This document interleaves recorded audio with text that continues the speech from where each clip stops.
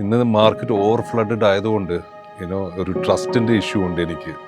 ഇപ്പോൾ നമ്മൾ മേടിക്കുന്ന സാധനം ഒറിജിനൽ ആണോ അല്ലേ എന്നുള്ള ആദ്യത്തെ ഒരു പേടി, കൺസേൺ. സോ അങ്ങനെ നോക്കുമ്പോൾ ഞാൻ പലരെയും നോക്കിയപ്പോൾ SH ഡിജിറ്റൽ മീഡിയയുടെ ഒരു യൂട്യൂബിൽ ഒരു വീഡിയോ. സോ അങ്ങനെ തപ്പി പിടിച്ച് വന്നതാണ്. ഞാൻ ഫസ്റ്റ് ഡേ ഇതിൻ്റെ അകത്ത് കയറിയപ്പോൾ ഞാൻ പറഞ്ഞ ഒരു എബ്രോഡിൽ കയറിയ ഒരു എഫക്റ്റാണ്. നമ്മൾ വെളിനാട്ടിലൊക്കെ പോയിട്ട് ഒരു ഇതുപോലെ ഒരു കടയിൽ കയറുമ്പോൾ ഉണ്ടാവുന്ന ഒരു ആംബിയൻസ് ആണ് മൊത്തത്തിലുള്ള അറേഞ്ച്മെന്റ്സും കാര്യങ്ങളും.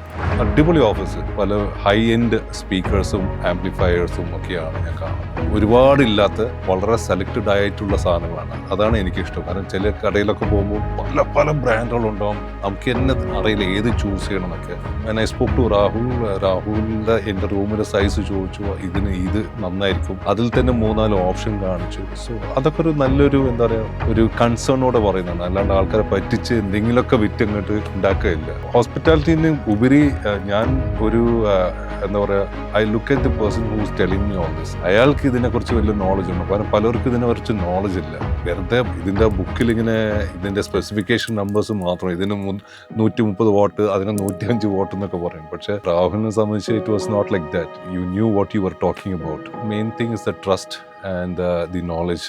കാരണം ഇവിടെ സംസാരിക്കുന്ന പല സ്റ്റാഫ്സിനടുത്തും അവർക്ക് അവരുടേതായിട്ടുള്ള എക്വിപ്മെന്റ്സിനെ കുറിച്ചുള്ള ഒരു ധാരണ ഉണ്ട്. That attracted me. എനിക്കിത് കാണുമ്പോൾ കൊതിയായി. ഞാനിപ്പോൾ ഇരിക്കുന്ന ഒരു ഹോം തിയേറ്ററിൻ്റെ അകത്താണ്. Means real theatre. ഇത് ഒരു സെലിബ്രിറ്റിൻ്റെ വീട്ടിൽ ഞാൻ ഇതുവരെ കണ്ടിട്ടില്ല ഇങ്ങനെ ഒരു സെറ്റപ്പ്. ഇത് ഹോം തിയേറ്റർ അല്ല, ഇതൊരു സിനിമ തിയേറ്റർ എന്ന് വേണം പറയാൻ.